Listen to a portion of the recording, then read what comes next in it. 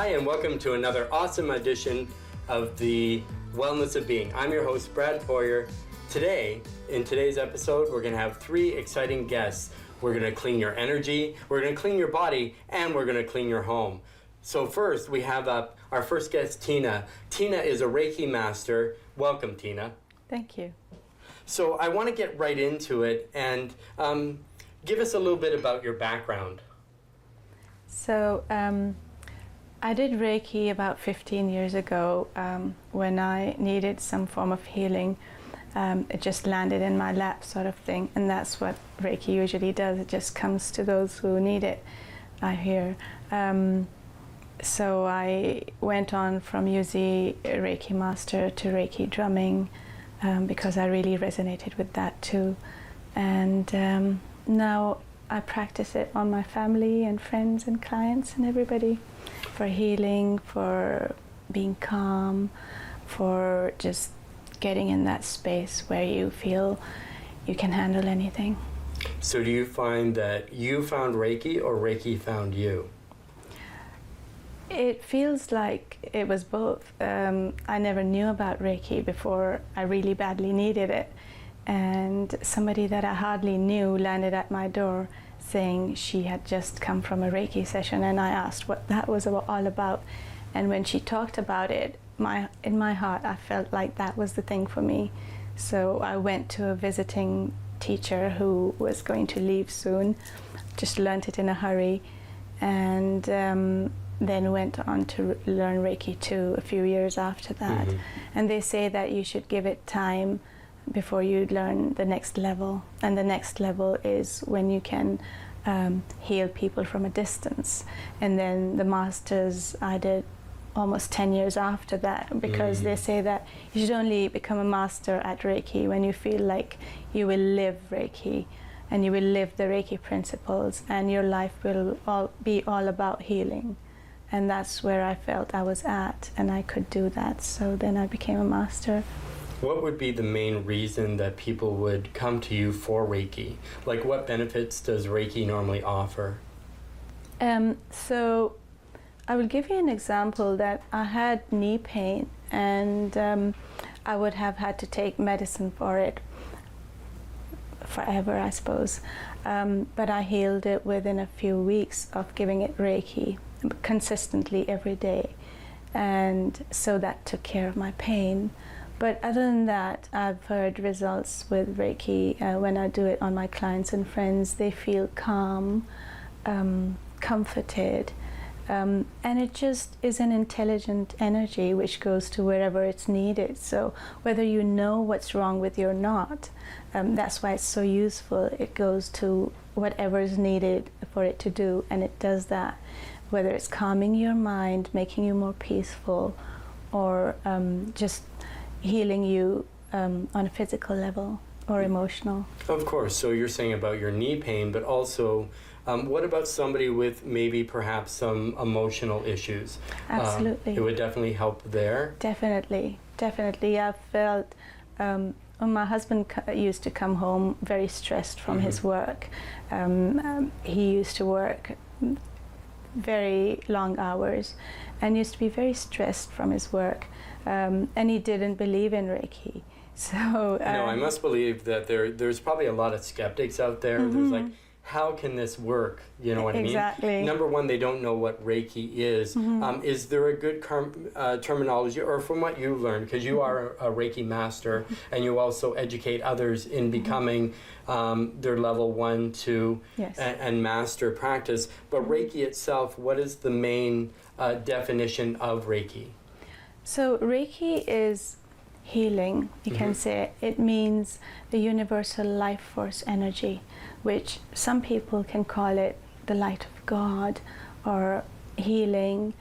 How it was discovered was that the person who discovered it was Master Yuzui, a Japanese religious man, and he went looking for healing and spirituality, and he found these symbols that connected him to this reservoir of energy which he could just use to heal anything and anybody. So it's just this energy for healing and for love. It's almost like love. You can't see it, but it exists and it heals everything. And you can feel it. You can feel it going through your body, yes. or the change. So so now we've discovered physical pain, emotional pain is great for. Yes. But what about somebody that has like just everyday issues, everyday stresses, everyday stuff like that? Can yes. it aid in that as well? Yes, it just washes everything away. When I do self-Reiki or I do Reiki on somebody else, they feel like they're walking on air afterwards. You could almost say that it just makes you in that space where you're not aware of all the stresses of life. Yeah, so it definitely works with your well-being, which yes. is obviously that's what the nature Absolutely. of this show is well-being, coming, yes. Healing life full circle and things like that. Who would be the perfect client for you? Do you do anywhere from, like, what would be a starting age right up until, is there a range of people that would benefit? I've Reiki'd pregnant ladies who say that their baby starts kicking when I start to do Reiki on them. So it can be felt at any age, and there's no age limit on it, of course. It's just for anything and anybody. And people who have high stress jobs, or they're stressed or have emotional issues or physical pain, anything that's bothering you, Reiki's for you. Of course, and who want to feel calm and without stress and just better well-being. Yeah. Can it also help with like focus, concentration? Yes, I used to Reiki my son before his exam. Oh, okay. For focus, because he found it very, very hard to focus, and he would not use the essential oils that I used to use for focus, and also some binaural notes and that kind of music, which also helps with focus. I used to try and make him do that, but he didn't. So with Reiki, you have to ask for permission before you use it on someone. And he used to willy-nilly give me permission for that, okay. and I felt that it did help him. Yeah, because I think a lot of big stuff that comes with stress and things like that are, one thing is probably like stress, headaches, migraines, things like that. How would you incorporate that into a Reiki session? Also, what kind of essential oils would you use during that session? So I do Indian head massage too, which I could do for the migraines and headache, but Reiki also helps with that. It just, like I say, it goes to anywhere it's needed. So I would put my hands on the head, different positions on the head, the main chakras as well as other places, and I would use usually for stress I would use marjoram oil and rosemary for focus, and for mental fatigue. Also, I really like lavender. That's one of my favorites for. And I imagine it's very common, because I heard with lavender, especially if you're stressed, even I think if you do have headache and stuff like that, I've heard that lavender is really good. Peppermint, or if you have migraine, you can even mix them. Peppermint's good for pain anywhere. So of course. I would put that together with marjoram maybe, and use it, because marjoram is for stress, physical as well as emotional stress. So do you find when you're applying essential oils, do you find that most oils are okay to apply just topically, or do you need a carrier oil? Oh, you definitely need a carrier oil. Okay, so they're too strong in their natural essence and vibration. That's how they're best conveyed through carrier oils. So if somebody was thinking of coming to you and they've never had a Reiki session, they're probably wondering, is there any physical pain involved? If you're doing a session, will they experience any physical pain? No, absolutely nothing? No, they just have to lie down, wear comfortable clothing, so nothing constricting, just so you can relax better. And they just lie fully clothed on the bed and just be. And I think that's the nicest way, but don't you think that's the main thing that kind of hold people back? They're there, they don't but know. they're causing resistance, or they have this wall up and they just don't know how to relax, or they don't know how to be. I think being in that state too, it also makes you very vulnerable. True. They don't want to put their well-being in somebody else's hands necessarily. If you don't know the person, especially, Yes. that might be hard. Also, there's a resistance to how can energy help, and what's energy? But people Yes. don't know about that. Well, everything is energy. Everything is made up of energy. So do you think that resistance, though, that they have also impedes them releasing because they're hanging on to it so tightly? Yes, they have to give express permission for Reiki to work, because that's how the guides work. You have to have permission. So if someone was coming in with one session, would they feel a difference after one session? Yes, you would definitely start feeling a difference, but you have to be consistent. You have to almost do it every week for a bigger problem. It depends on how long you've had the problem too. If it's just stress, then one session would be all right. If it's physical pain, then obviously there have been many levels of it. First it attacks you on an emotional level, and then it comes down to the physical level. So if it's come to that level, then it takes a few more sessions for it to be released. Okay. Something a little bit different than Reiki, but also for healing. How do you believe about magnetic energy or magnetic mats or things like that? Do they really help? Yes, I've seen that they really work.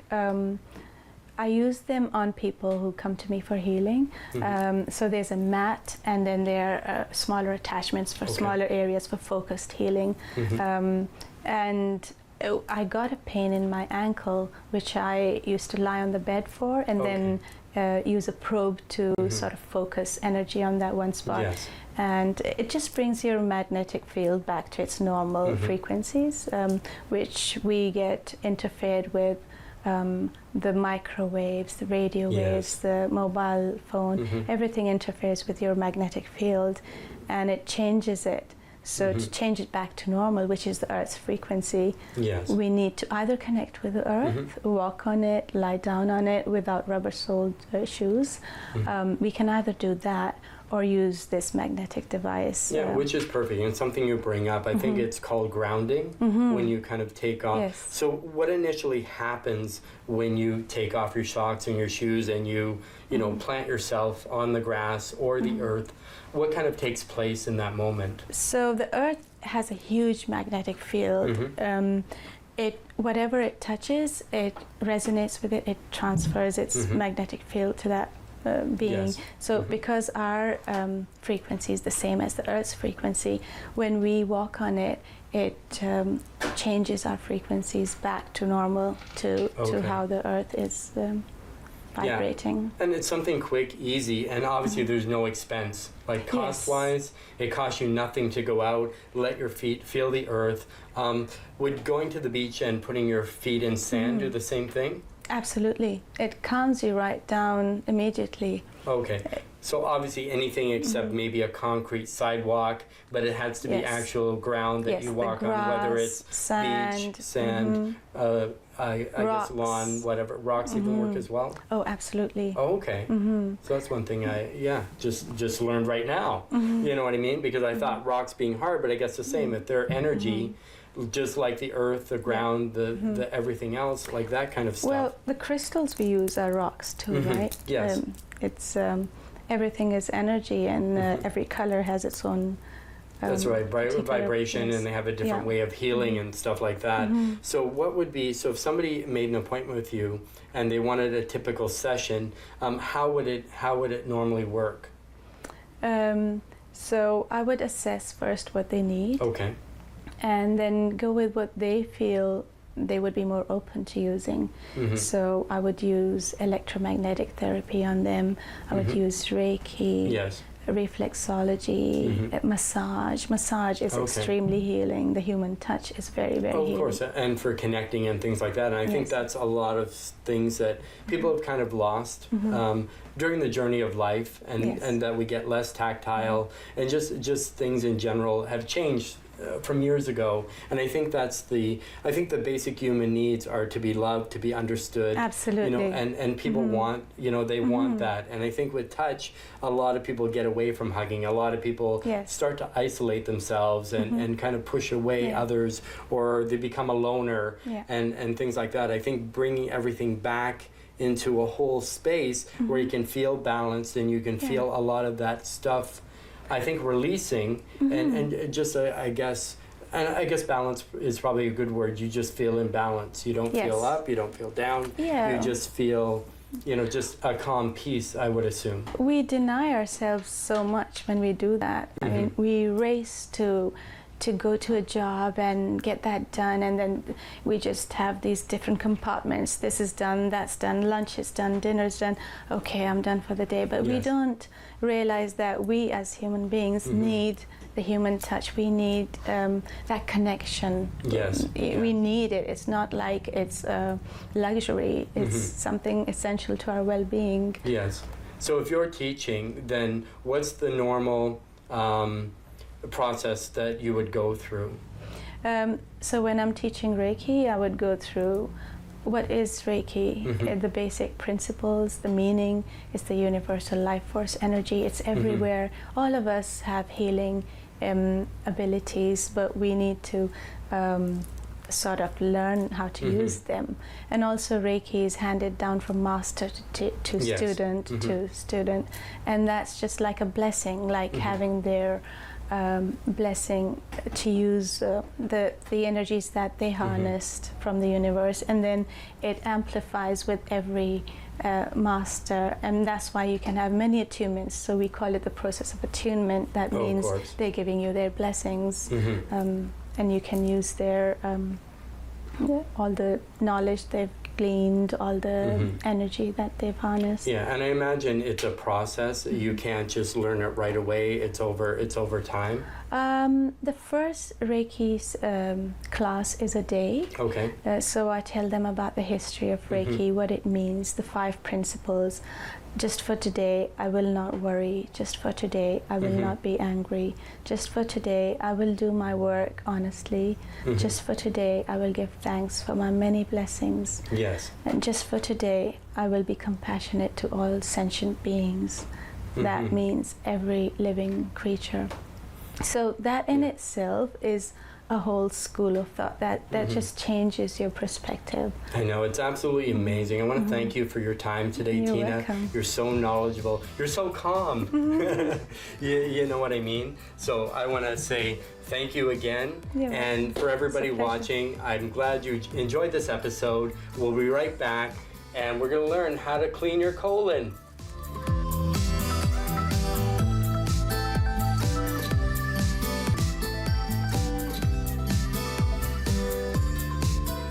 Hi, and welcome back to The Wellness of Being. I'm your host, Brad Poirier.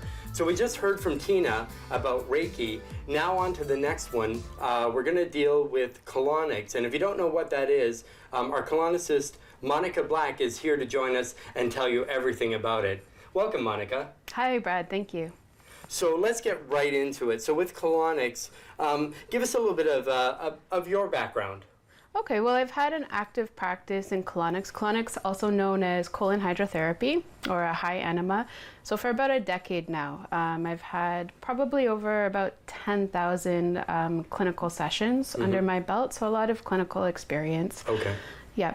I studied colon hydrotherapy as an apprenticeship after my Bachelor of Science, and worked with clients in consulting capacity as well as hands-on practice of colonics. Okay, so for those that don't know what colonics are, or colonic hydrotherapy, what exactly is it, number one?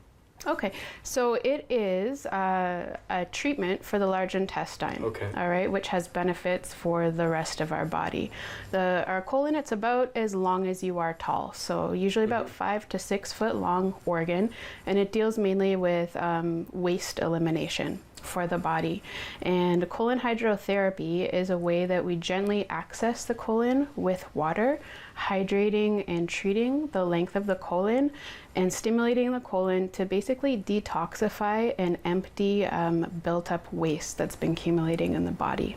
Okay, so what are the biggest benefits? So if somebody's coming to you to have a session done, what are the biggest benefits they would receive from having one of the sessions completed? Okay, so we see a whole spectrum of different benefits, and everybody has a different experience depending on what you're coming in with. So very common for people with long-standing constipation issues to reverse that condition or eliminate that condition very quickly with colon hydrotherapy. Same goes for IBS, either able to just make your symptoms a whole lot better or reverse that condition, gas and bloating. We get people with all kinds of benefits from energy improvement, sleep improvement, menopausal symptoms decreased. Some people come solely for anti-aging and beauty benefits and really? Prevention. Okay, I'd like to know more about that. Who doesn't want to look younger, right? Yeah, so it's just a nice side effect of the treatment. I guess what it is, it's once you're maybe taking the toxins out of the body, and that's kind of what's, like what you say younger, but kind of what visually do you see? Does it affect like I know a lot of people with toxins, they may have like darker bags under their eyes, more lines and wrinkles, just I guess extra. The extra spare tire, right. like things like that. And to say, if you deal with constipation constantly, I think a lot of that probably has to do with diet as well. Diet, stress. Now a lot of people are under chronic stress, and when we don't feel relaxed, sometimes our digestive system or our gut will literally tense up and hold on no matter what we're eating. Dehydration is also linked to constipation, and believe it or not, emotions are really hold it tight. So I guess if you're holding it tight, in your mind, it also holds tight in your body, which physically obviously manifests and things like that. So a lot of times people think, that it's maybe not getting enough fiber. Do you think that's probably part of it, or that could be a main reason? Part of the equation. We offer colon hydrotherapy as a tool to enhance good lifestyle practices. So we don't want that to be your only go-to solution. We want our clients also making healthy changes in their diet and lifestyle so that they're able to maintain the benefits that they get from colonics instead of going back to where they were before. Fiber is a big one, but if you're not well hydrated, fiber can kind of get stuck in the intestinal tract as well. I guess also it would depend on the type of fiber, if it's soluble fiber or insoluble fiber. And I guess there's two different types. Obviously one expands and one moves through you, but you also need that water to flush all the toxins and everything that's collected as well. Yeah, but if there's already a backlog accumulated, no matter what you're doing with your diet, sometimes everything is still not completely being eliminated. And again, with emotional trauma, stress, chronic lifestyle stress, sometimes although you seem to be doing everything perfect with your diet, your exercise, and your nutrition, things are just not moving properly. And of course, and I find that probably one benefit, but I wouldn't go for a colonic just for this, but probably would be weight loss. Because I imagine if somebody has impacted, debris inside their body, that once you remove a lot of that, what's the most, say, that you've taken out of one person? Okay, well, I don't want to say that I took it out because they're naturally eliminating it on their own, right? In the process of. Yeah, right? Believe it or not, like 9 pounds. 9 pounds this of excess waste? Person weighed themselves before the treatment, they weighed themselves after the treatment, and there was a 9-pound difference. Granted, that's not typical, and we don't promote that people come in for that reason, but it's just an example that shows that we do, no matter, you don't have to be big or have a big belly in order to have backed up waste inside your system. Yeah, and I guess too, because as I say, if your intestine is as long as you are tall, and it's all through your body, I guess that's what people don't realize, that maybe they don't see very much coming out, but it's all impacted, all in here, probably putting pressure in, and does that maybe with the protrusion of your stomach and stuff as well, if Well, we get a lot of people that come in for that reason. They just feel like they look pregnant even though they're not pregnant. They're not pregnant. They feel chronically bloated and they're sick and tired of having this protruding belly. Often it's a lot of gas that's built up. And with the colonics, they can go down a couple of belt sizes. They feel better. And the benefit of that is that they're also getting health benefits because they're cleaning up their body, purifying their bloodstream. So they're able to look and feel better at the same time. Yeah, and of course, and I imagine with the removal of the gas in the body, you don't have that same pressure, you know, on your body.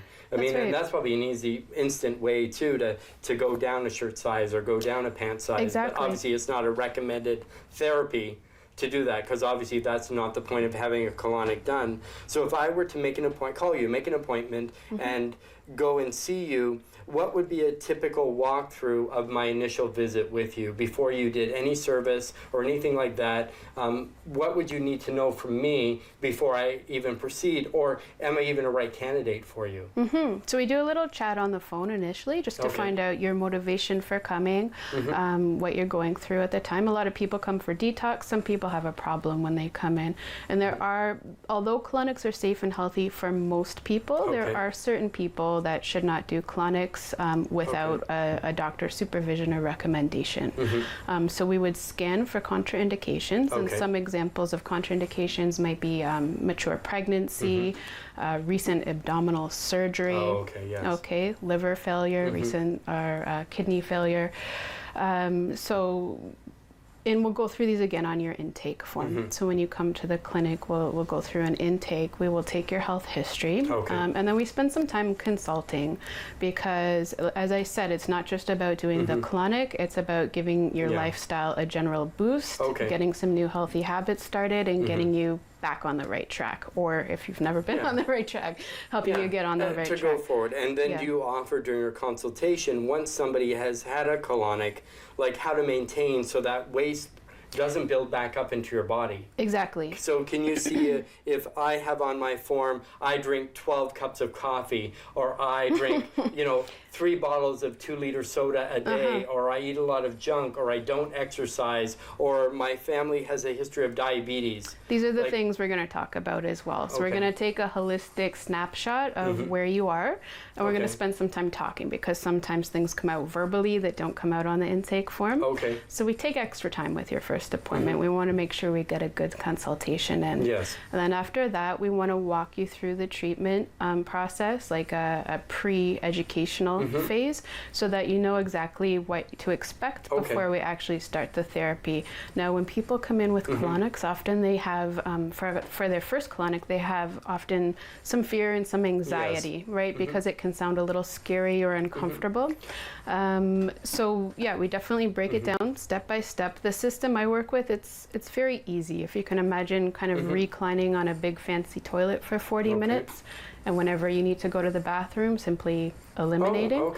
That's essential. So are there different types of colonics, or just one main type of colonic? There are a few different systems that people work on. So you can find out, do a little investigation if you want, and find out which system is best for you. I've put together something called the Consumer Awareness Guide for colon hydrotherapy, and you can find that on the website, and that will give you a little bit of background knowledge.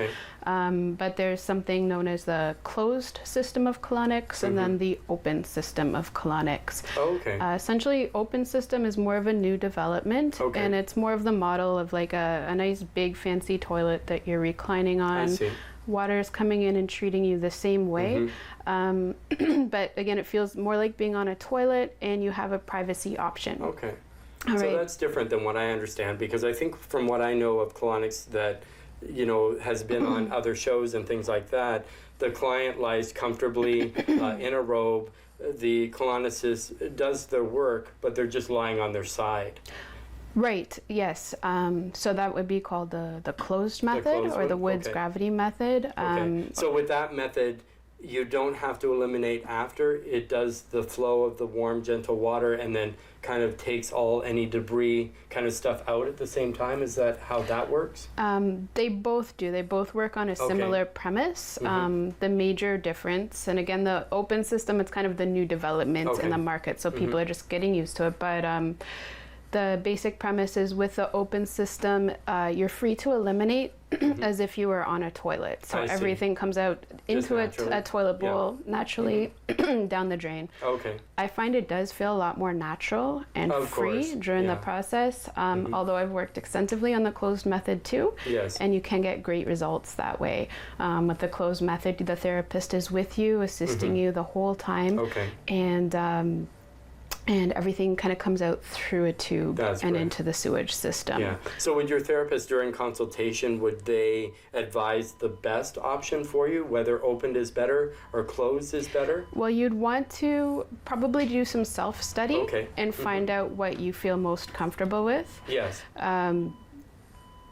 Because usually a clinic works with one or the other. Oh, I see. So whichever clinic you called, they find most effective for themselves. Precisely. That's amazing. So Monica, tell me the process. It was truly amazing, like I just said. So if I were to come to you in your clinic, what would be the process? So we've come in, we had our consultation, I've done the history, everything checks out. You're saying, okay, you're a perfect candidate. Now let's move to the actual colonic itself. What's my experience? What do I wear? Do I wear normal clothes? Do I have to change? How does the process work with the system that you use? Okay, so after we give you a briefing, maybe a 10-minute introduction on how the system works, I'm going to give you some privacy. You're going to disrobe from the bottom down, and we have like a blanket that you'll put over your waist for privacy during the session. Okay. Yeah. A lot of people worry about what goes inside their bum. Okay, it's about like that much. All right. Okay, so with it's our system, not very much at all. Inch to an inch and a half. Okay. So it's a disposable instrument. You insert that. To get started, you simply click a button. Okay. All right, and the water flow will begin. Usually, I'm standing in the room with you at this point. So with the water flowing, what would be the temperature of the water? It's right around body temperature. Okay, so you're not even going to really notice. You don't really notice. Maybe for 30 seconds to a minute, and you'll start to feel. As it's filling? Yeah, then you start to feel kind of like a bloaty feeling, or that, you know, that urge before you have to use the toilet. Your body gives you that signal. You get that signal and you simply push out as if you were on a toilet at home. Okay. So when you get that feeling naturally, if you push out, then will it go back through the same? No, believe it or not. Yeah, it's well engineered. So it's very hygienic, very, you know what I mean? Because I guess too, I think that's the weirdest thing. I think, you know, just going in and like, what am I going to expect? Here now I have this tube, which is okay. I think we're all used to going and having, you know, procedures done and things like that where we have IVs or we have things like that, where this is a little bit different because it's not necessarily a needle. It's just more relaxed and it's kind of balanced at your natural body, you know, temperature sort of thing. Yep. So as I say, would this also make a difference too with somebody who's severely constipated as opposed to somebody who's an athlete who eats clean all the time? So would it make a difference how far the water is going in? Oh, absolutely. Because if you think of the colon like a big 5-6 foot long pipeline, if that pipe is eliminating frequently and nice and clear, you'll take in much more water, and the water will go much further during your session versus somebody who's chronically constipated and impacted. There will be many blockages, and the so water. It's just going to go to that initial first point of where the blockage is. It won't be, but a lot of it's the first session is about hydrating the built up material, kind of waking up the colon, stimulating it to move, and you're going to need more sessions if you have a lot of backup than somebody who's coming in. And that's nice probably what it is. A lot of that impacted stuff is exactly that. Because it's not hydrated, it's just sitting there. It's not really moving or anything like that. Or even if you've taken, and you probably don't recommend either, doing a lot of laxatives and things like that just to get rid of. I imagine it's not that healthy to do them on a regular basis. Yeah, like, you know what I mean, as once a form in a of while, just clearing yourself. Emergency situation, but people have done a lot of damage to themselves by overusing laxatives. Yes. So we definitely don't recommend it as a go-to solution. The Colonics is good because it's rehabilitative for the actual organ itself. So it helps your body to work better at the same time you're doing the cleanse and you're doing the detox. One question, and we'll go back to the Colonics. I know a lot of people say, well, I went on Amazon or I went on a site on you know, the internet, and I can buy my own coffee enema that I could do at home. Yeah. What do you think about that? That's fine. If, again, enemas, once in a while, they're just fine, but they only treat the lower fifth of the colon, whereas the colonic can treat the entire length. Perfect. So the colonics are much more thorough. They tend to be more comfortable, and they're better for the muscular tone of the organ itself. Because the enema, you have to take the water in, hold it in for as long as you can. It kind of balloons out the rectum, whereas the colonic, you just hold until you feel like you need to go and release. And then you go and release. Yeah. So now I finished my colonic. So how do we kind of finish up? So you put the water in, the bad waters come out, you know, or things like that. You know what I mean? So now I'm done my colonic. What's that final process that we go to? Yeah, so we're going to review the aftercare, how to take care of your body for the next 24 to 48 hours. We're going to review your plan going forward, how to work on your health, improve your lifestyle. And then we're definitely going to give you some probiotic and an electrolyte beverage just to replenish your system afterwards. Usually the client will kind of hang out in the office for a little while after their first one and chat with us before they leave. When they feel ready to leave, they'll go home. We do ongoing consultations, so if they have any questions or they need support, they might call or text message us at any time. And we want to aim for that follow-up about a week after the initial, depending on the condition. And for most average healthy people, 3 colonics or so when it's your first time tend to be a good number. Yeah, I mean, I thank you, Monica. This has been so informative. You've given us lots of great information. I'm not scared to go now. Now I know exactly, once I go, what's going to happen, how it's going to go, and stuff like that. I thank you for being here. I want to say thank you for watching this episode. We learned how to clear our energy, clear our body. Now we're going to learn how to clear our home and declutter the Feng Shui way. See you again.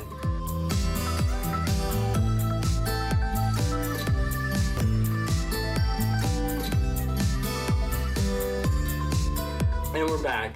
I'm Brad Poirier, the host of The Wellness of Being. So now, if you've tuned in, this is our 3rd episode, and we're going to talk about decluttering your home the Feng Shui way. So in our first episode, we talked about Reiki, then we talked about cleaning your colon. Now we're going to talk with our next guest, Melanie, about clearing your home. Welcome, Melanie. Thank you, Brad. So tell us exactly how Feng Shui works. You know, I mean, I guess it's almost like a tongue twister, so to speak. But what's the importance of it? Kind of where did it come from?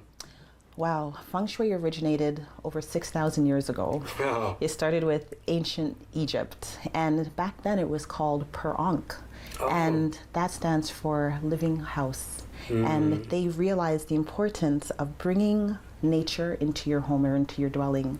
And all the other cultures, whether it's from the Indian culture or the Chinese culture, they all have their versions. And Feng Shui was the one that I was introduced to over 14 years ago.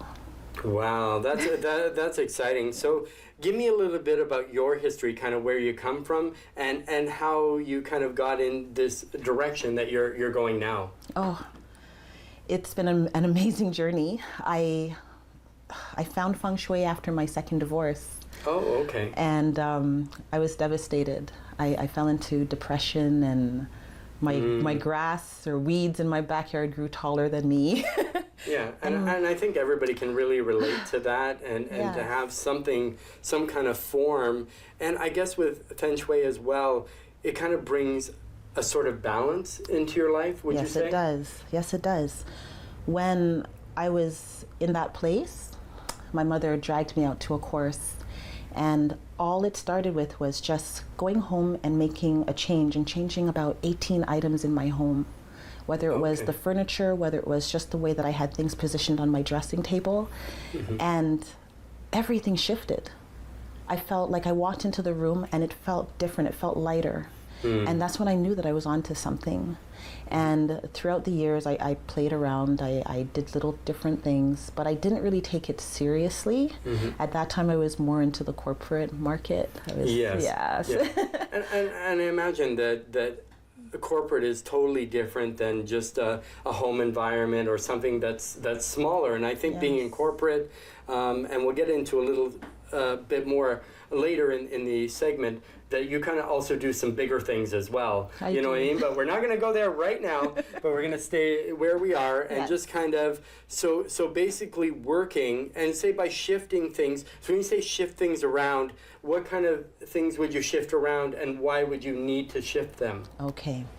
A great item to shift around are items in your bedroom. Okay. And I always say start with the bed or a dressing table or even a night table stand.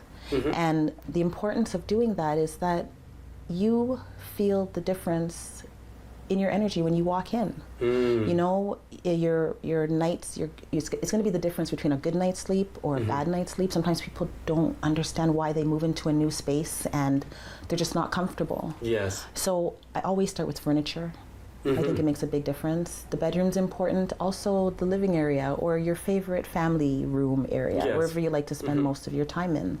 Make some changes there. It could be even adding a plant or a water fountain. Okay, and because it has more life and it's flowing. That's Obviously right. water flows, That's plant right. has life, and air cleans your air, things like that. That's right. Bring in all the natural elements that you would find outside into your home, and that will induce healthy living. That's amazing. One thing I want to go back to the bedroom. Yeah. So with the bedroom, a lot of people use their bedroom as their bedroom, their office, their PlayStation, their room. Do you believe that you can use your room for all that, or you should mainly have it for a time to decompress, to rest, to, you know, I mean, if you're a married couple, you know, be physical, things like that? Oh, I so believe that you should definitely make your home, or sorry, your bedroom your peaceful zone. I know sometimes people may have a challenge where they're maybe in a bachelor and they don't have a lot of space. No, that's right. You don't have separate rooms. It's just one large right. room. And how do you create a space that's flowing, but you still want it to be a nice environment as well? So one quick thing I wanted to ask you as well. I know with my own home, and I don't know if it's true, it's something I heard, that if you face the head of your bed towards water, that you'll rest better and things like that. Do you believe that's true? Well, what I practice is classical Feng Shui. Oh, okay. And classical Feng Shui, it's not general, it's more customized. I see. So based on your date of birth, based on the date that the building itself was constructed, that all plays an important role on what element you should place where. So if you place the water there and it feels good, then leave it. If you place it there and it doesn't feel good to you, then don't. Then move, then move until it feels right. Yeah, that's a totally new approach that I haven't heard of, because obviously you're the expert in the industry. You know your stuff, and that's why you're here on the show today. You know, and I'm so glad you are, and you took the time.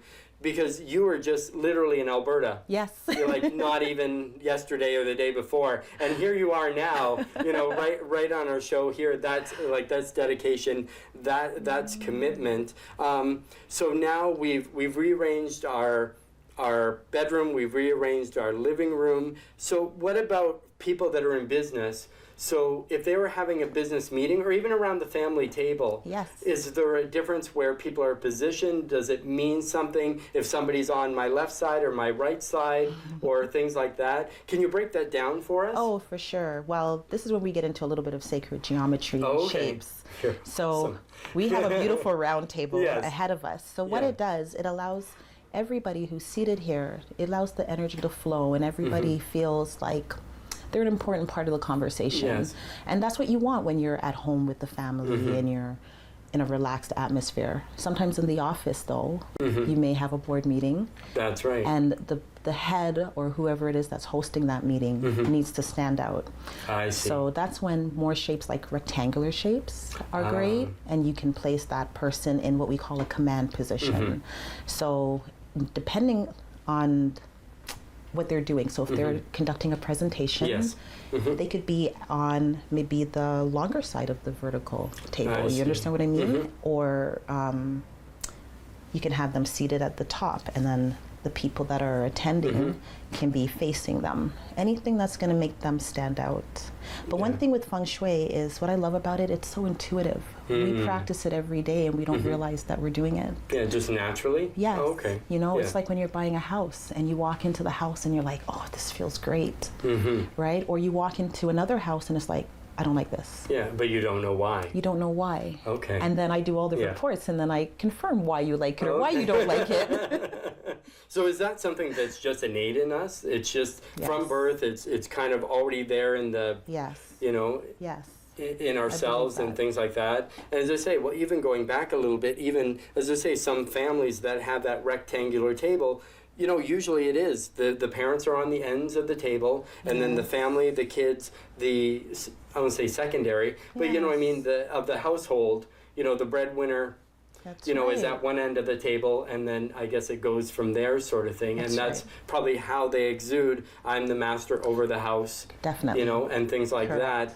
You know, where we're all a collective and and we're sharing, you know, we're all equal and stuff like that. But you brought up a great point about the round table. It does, because where anybody's sitting, I would be able to see anyone here. And then we're all sharing and we're all communing and we're all, like, it's just because you're already bringing so much light to our conversation already, and just even challenging or taking my perspective and just broadening it. Yes. And that I love you for. Anytime I can be challenged, anytime I can see something different or differently, you know, or just say, or even you know, even in some of our other segments, you know, someone will say, I challenge your viewpoint, which is perfect, because why not have the chance to open up, and not to say that anybody's viewpoint is wrong, but then it's up to you to say, why do you believe it's right? That's correct. You know, and things like that. So there must be a moment in your life where you said, this is my direction, this is my passion. Yes. Can you take us back there? Maybe it's now, maybe it hasn't happened yet, but I see by the smile in your face and the twinkle in your eye, you know where you're going, so take us there. It was after, remember I told you I was in the corporate world, I was a facilitator at the time. And I was working for a large company, and I was working in and out of call centers, and I just kept getting this feeling like each time I would go home, I'd make my home even more comfortable. And I would follow those principles of Feng Shui. And this little voice in my head just kept saying, just do it full time. Just do it. And I'm like, who's gonna wanna listen about Feng Shui? People don't even get it half the time. And I just meditated and fasted for about a week. And my answers came. And I knew that it was something that I had to do. And it just flowed. Yeah, like my first instinct was to help other people who've gone through divorces. Yes. And they feel like their world is crumbling. And get out there and help people and teach them how, you know what, depending on where you live, you can make it your peaceful haven, your own oasis. And no matter what you're going through in your life, you are in charge of making it feel better. You know? Yeah, I mean, it must have been scary to some point, shaking in your boots. Here I am, I'm gonna do this thing that no one knows anything about and do it full time. You know what I mean? Here I've had this divorce, and now people are just gonna think, this must have been too much for her. She's having a breakdown. Yes. Like, you know what I mean? What are you talking? I got the Feng Hu? What? You're like, did you just, you know, like, it's just something that came to you and things like that. But obviously, making that choice was the right direction for you to go. Because obviously right now you're the expert in this field. People come to you. People call you. People want you. And speaking of that, where are you now? Like I said, where did you come from before you came here? Where were you like a couple of days ago? I was on the Alberta. I'm working on an industrial construction project in Alberta right now, outside of Fort McMurray, and it's amazing. And one thing I love about what I do is seeing the joy and the results and the changes that happen in people's lives when they adopt these new principles. And it's all about just reconnecting with self and with nature. Of course, and who wouldn't think that a big building or an architect would enlist somebody who does Feng Shui? You mean, I think for them, I would think it would be more about the money. Let's get this building built, and then we're done and we're out of here.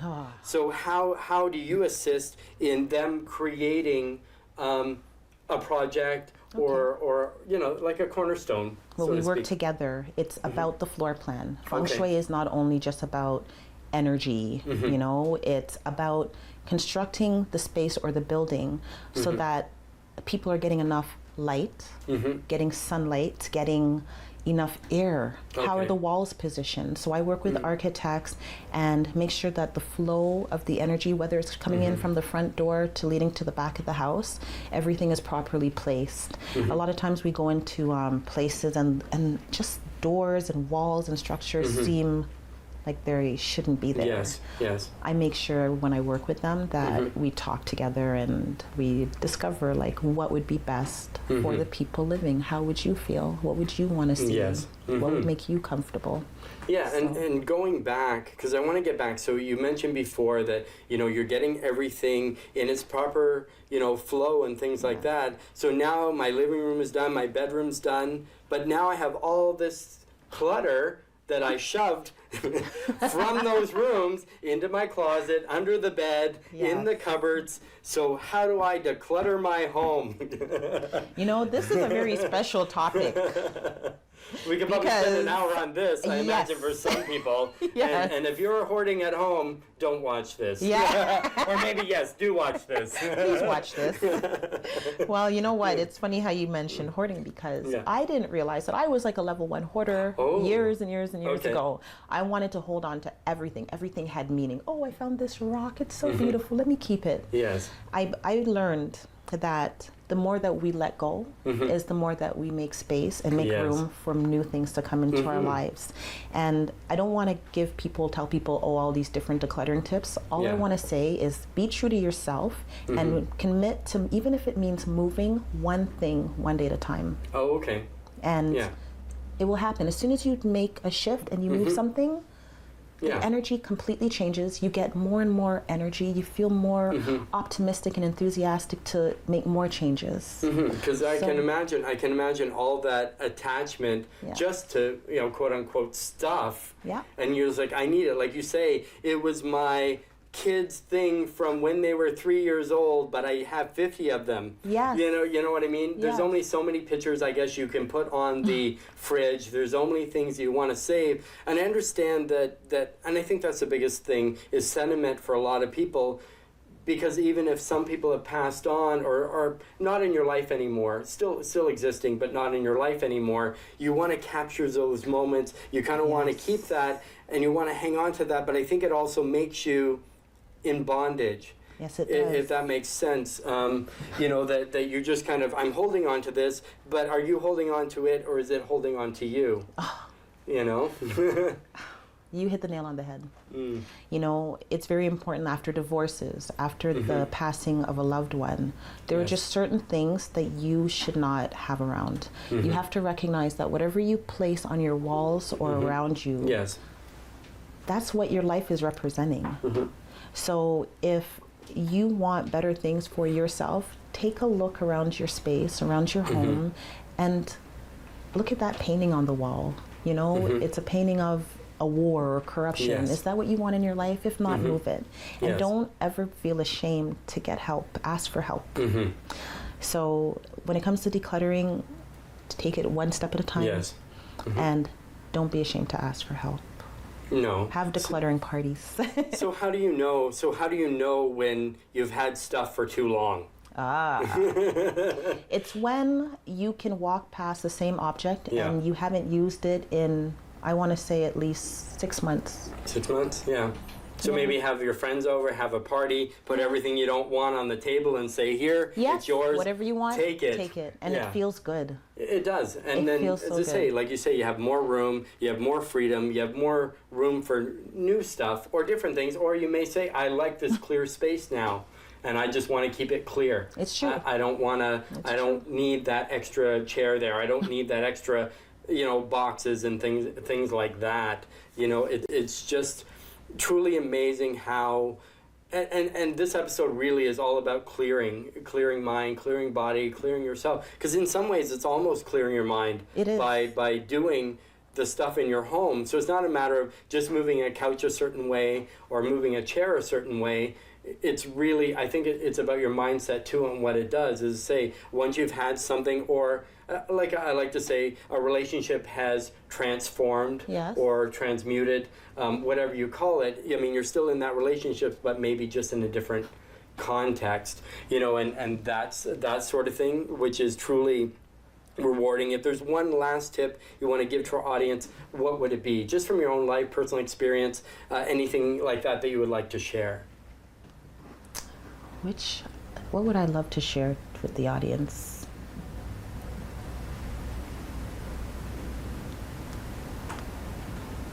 There's so many things. And that could be exactly it. There's so much to give. There's so much to say. I want to thank you, Melanie, for being here and being a guest, coming all the way from Alberta, even though you live here. You know, I want to say thank you so much. And I want to thank our viewers for watching today and learning about clearing your mind, clearing your body, clearing your home, and everything. So to you, I say thank you for watching, and we'll catch you on the next episode.